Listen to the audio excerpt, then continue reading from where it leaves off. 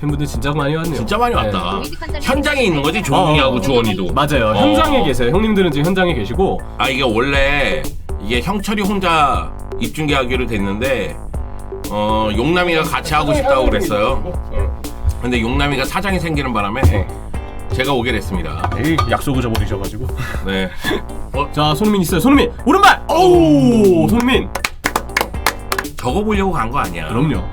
먼저 보고 지금 잘 때렸어요. 사실 각도나 어떤 방향이 좋은 상황은 아니었는데도 첫 슈팅을 의미 있게 가져가는 손흥민 선수. 자, 좋아요 지금. 와. 패스 케인. 근데 옵사이드죠. 케인이 받을 때 오프사이드였나 봐. 네? 슈팅 진짜 장난 아니다 진짜. 때린다. 딱 알레한드로 고메스. 오! 옛날부터 아탈란타 때부터 고메스 이런 거 되게 잘했어. 이드민님 멤버십 가입 환영합니다. 두 분 너무 닮았어요. 글쎄요, 난 닮았다는 느낌은 없는데 헤어스타일 때문에 그런가? 안경 쓰고? 헤어스타일이 닮았네요 지금. 아니 내가 짧게 잘랐잖아. 짧게 잘라서 그런 거 아닌가 싶기도 하고. 중앙에 우와! 야, 손흥민. 잘 맞췄는데. 손흥민 헤더. 자 때려라. 와, 골대지 지금. 라멜라죠? 라멜라. 골대야. 아, 골대야, 와, 골대. 왼발 이거 임팩트 제대로 걸리네. 와 제대로 감아찼는데. 네. 오! 자! 라파미르! 야! 네가 그러니까 아닌데. 네가 그러니까 못한다는 소리라는 거야. 다이어한테 안 걸리고 본인이 못 넣었거든요. 본인이 못 넣었어. 옆금을 맞췄어. 아유. 아유 진짜. 네, 영주형님과 함께 토트넘과 세비야의 네. 쿠팡 프레이 시리즈 두 번째 경기 보고 있습니다. 네. 전체적으로 이제 점유는 제 생각에는 세비야가 조금 더 많이 한 경기 같고, 세비야 쪽에서의 어떤 측면 쪽을 올라가는 그런 어떤 공격력을 많이 볼 수 있는 그런 장면이 아니었나 싶었는데 골은 일단 나오지 않았어요. 네.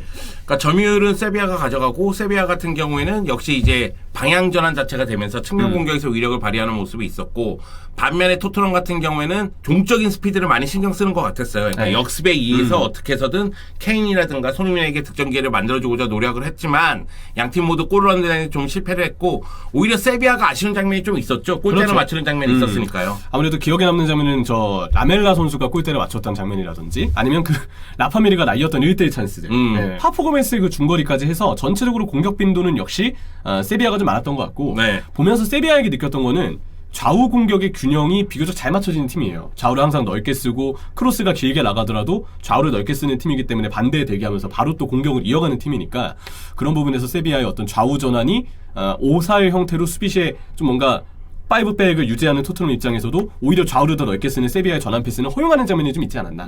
그래서 세비야가 전체적으로 좌우도 넓게 쓰고 빌드업도 좀 더 풀리면서 점유율을 잘 갖춘 그런 전반이 좀 아니었나 싶기는 해요. 그러니까 세비야 같은 경우에는 방향 전환이 잘 되니까 측면 쪽 풀백들이 위로 올라오고 공격수들이 안쪽으로 들어오면서 공격수 숫자를 늘리는 모습이 있긴 있었는데 세비야의 지난 시즌 문제점 중에 하나는 확실한 해결사가 없다는 부분이거든요. 엔네실리도 그렇고 라파미르도 그렇고요. 근데 이 경기에서도 라파미르가 결정적인 기회를 놓치는 장면을 보면서 확실히 이번 여름엔 세비야는 공격수를 보강해야 되겠다는 생각이 좀 들더라고요. 그렇죠.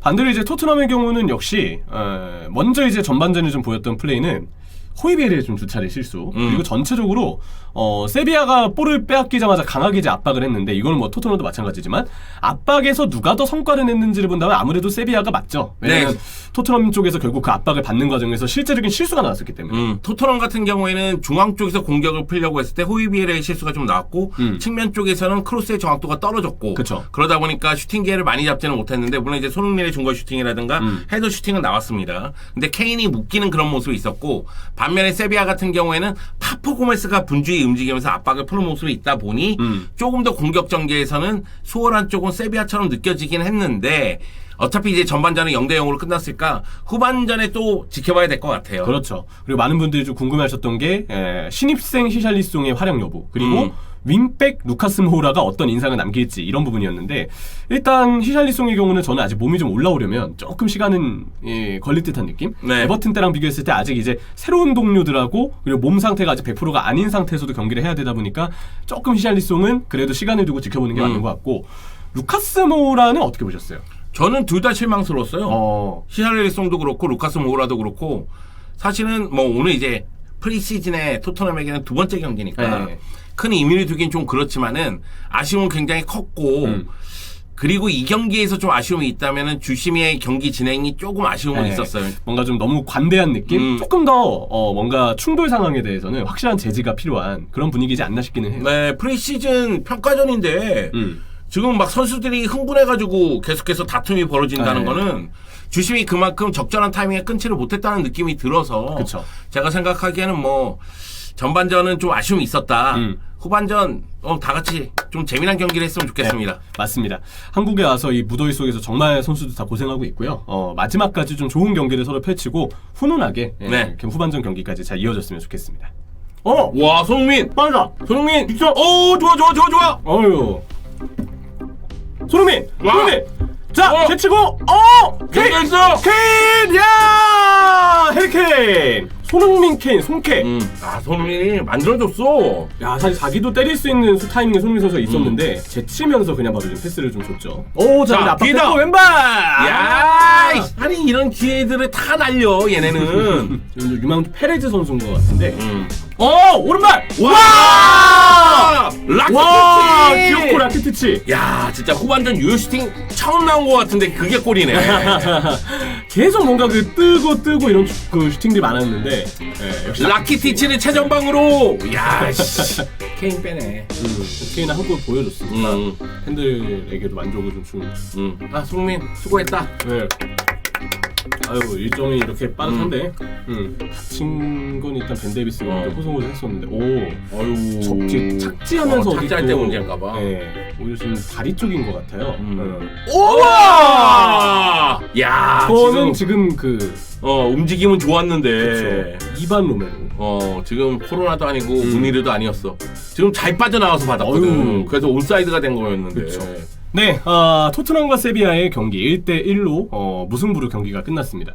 전체적으로 뭐 해리케인의 골 그리고 역시 그 이후에 있었던 라키티치의 중거리슛까지 손흥민 선수가 또 해리케인 골 장면에 관여가 되는 도움을 주는 어떤 활약까지 남겼는데 무승부의 경기가 나왔고 경기 전체적으로 어떤 흐름을 보면은 사실 생각보다 좀 거칠었어요. 거칠었어요. 반칙도 좀 많아. 네. 저는 전반전은 스타일의 차이는 있지만 거의 대등했다고 봤는데 후반전 같은 경우에는 후반 초반에 선수 교체가 이루어지면서 세비야가 좀 어수선했고 반면에 토트넘 같은 경우는 클루세프스키가 들어가면서 측면 쪽을 벌리면서 공격을 전개하다 보니까 앞쪽에 케인이라든가 손흥민에게 조금 더 공간이 생기는 모습이 있었고 그 가운데 손흥민 선수가 넘어지고 있는 가운데에서도 그리고 수비를 자신에게 다 집중시키면서도 케인에게 득점 기회를 만들어주고 케인은 놓치지 않죠. 바로 살리죠. 그러니까 손흥민 선수가 그 골 들어가기까지 어떤 컨트롤, 드리블 그리고 마지막에 어떤 케인 쪽을 바라보고 패스를 주는 집념과 판단까지 좋은 모습을 보여주면서 이번에 팬들에게도 손흥민 선수가 공격 포인트로 이제 활약으로 좀 증명을 해줬다는 생각이 들고 또 하나 이제 역시 제가 얘기하고 싶었던 건 그거예요. 클루세스키가 이번에 교체 투입된 선수들을 보니까 확실히 이전에 전반전에 뛰었던 선수들보다는 좀 차이가 드러나는 부분이 있었거든요. 첫 번째는 쿠르세스키. 역시 히샬리송의 아직 몸 상태나 어떤 동료와의 호흡 그리고 이거는 좀 더 봐야 되겠지만 왼쪽이 오른쪽보다 좀 더 편한 것도 맞지 않을까. 이거는 근데 좀 보긴 해야 돼요. 아직 프리시즌이기 때문에. 근데 현재까지는 에버튼에서 왼쪽에서 뛸 때보다는 약간 히샬리송이 좀 어려워하는 느낌도 있으니까 이거는 좀 지켜봐야 될 것 같고 반대로 쿠르세스키가 나왔을 때는 아무래도 이 팀의 합의도 잘 맞고 호흡도 잘 맞춘 선수이기 때문에 폭을 벌려서 손흥민과 케인에게 공간을 만들어주는 플레이 또 그러면서 자연스럽게 뭐 에메르송과 같은 선수들도 안쪽으로 들어올 수 있는 어떤 공간을 만들어주는 플레이 등 전체적으로 쿠르세스키가 들어오고 쓰리톱의 호흡은 좀 더 좋았던 것 같아요. 여기에 이제 세비야는 교체 투입 직후다 보니까 아무래도 선수들이 그 당시 시간대는 전반과 비교했을 때는 분위기가 좀 어수선했었고 토트넘도 마찬가지였지만 세비야의 그 당시 선수단이 아무래도 토트넘보다는 좀 더 멤버의 어떤 이름값은 좀 덜하지 않았나 이런 생각이 들었는데 이후에 깜짝 놀랐잖아요. 한 60분부터 70분 정도까지 세비야가 우리 흐름을 좀 잡았었죠. 네, 세비야가 끊임없이 압박하고 몰아치면서 득점 기회를 계속해서 만들어내는 모습이었고 그 가운데 이제 라키티치가 중거 슈팅으로 동점골을 넣는 모습이 나왔었는데 세비야는 어찌 보면은 그 어려운 경기에서의 세비야의 모습에 대해서 오늘 경기가 그대로 나타났다고 봐도 무방해요. 그러니까 라리가에서도 어려운 경기들에서는 이와 같이 점유율도 이끌어가고 공격 기회도 만들고 측면 공략도 되는데 박스 안쪽에서 득점 기회를 만들지 못하거든요. 그렇죠. 그러다 보니까 결국 박스 안쪽에서 골이 안 터지면 중거리 슈팅이잖아요. 중거리 슈팅에 의해서 골이 터지느냐 터지지 않느냐에 따라서 득점력이 달라진다? 당연히 전체적인 평균적인 득점력은 떨어질 수밖에 없잖아요. 그런 점을 봤을 때는 최전방 스트라이커를 믿을 수 있는 선수를 영입해야 되는 거고, 그리고 라키티치의 중거리 슈팅은 클래스는 여전히 살아있다. 여전히 이걸 보여준 것 같습니다. 그 이전에 세비야의 슈팅이 대체적으로 좀 뜨고 0점에 안 맞는 그런 느낌이었잖아요. 근데 이번에는 바로 그냥 라키티치가 잡자마자 바로 0점 맞는 중거리를 때리면서 그대로 경기의 어떤 결과를 좀 바꿔놓았고, 전체적으로 세비야가 확실히 경기를 좀 주도하는 모습, 점유율도 가져왔고 압박을 통해서 토트넘의 빌드업도 방해하는 모습을 보여줬는데, 토트넘 입장에서는 오늘 뭐 오스틴 골키퍼의 실수는 이 선수 뭐 서드 키퍼니까 논외로, 서드 이하의 키퍼니까 논외로 친다 하더라도 전체적으로 압박을 받았을 때 제 생각엔 실수가 좀 많았어요.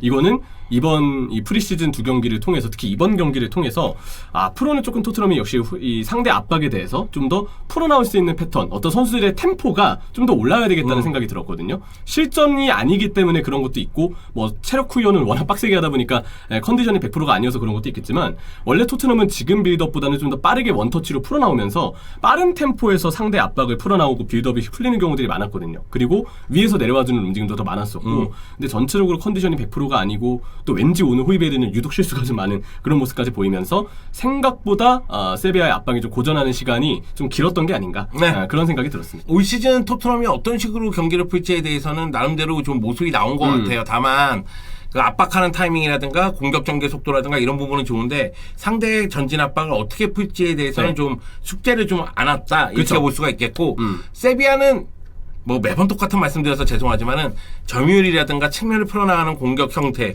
이거는 위력적입니다. 다만 이제 수비수들이 바뀌었으니까 올 시즌 수비의 안정감을 어떻게 유지하느냐, 그 최전방을 어떻게 강화시키느냐, 여기에 초점을 맞출 것으로 보입니다. 맞아요. 토트넘은 아마 제 생각에는 그래도 선수들 컨디션이 좀 더 올라오면 8월 이제 곧 있으면 리그 개막인데, 그 즈음에는 지금보다 좀 더 선수들의 어떤 그 경기 내용적인, 그 컨디션적인 부분은 올라올 거라고 기대를 좀 하고, 관건이 될 부분은 역시 신입생 히샬리송이 얼마나 빠르게 좀 적응을 하느냐. 그리고 역시 이제 루카스 모우라를 윙백으로 내린 게, 뭐 윙백으로 내려서 쓰는 것도 팀 스쿼드에 있어서는 필요한 선택일 수 있지만, 모우라를 내려서 쓴다고 해서 극적인 변화가 있진 않은 듯한 않을 것 같아요. 네, 지금까지 봤을 때는. 그래서 그런 부분들을 앞으로 프리시즌 동안 얼마나 향상된 모습을 보일지가 변수가 아닐까. 이렇게 이번 프리시즌은 좀 확인할 수 있었던 것 같습니다. 전체적으로 무더위 속에 선수들 정말 고생 많았고, 특히 토트넘의 어떤 팬 서비스, 한국에서의 어떤 보여준 모습은 매우 좋았지만, 세비야도 정말 열심히 한국에서 다양한 콘텐츠들을 즐기고 열심히 해주고 갔거든요. 두 팀 모두에게 박수를 보내고, 한국 팬들을 위해서 열심히 해준 두 팀을 유럽 본 시즌에 가서도 열심히 응원해주면 될 것 같습니다. 이상 아빠와 아들이었습니다. DNA 조합.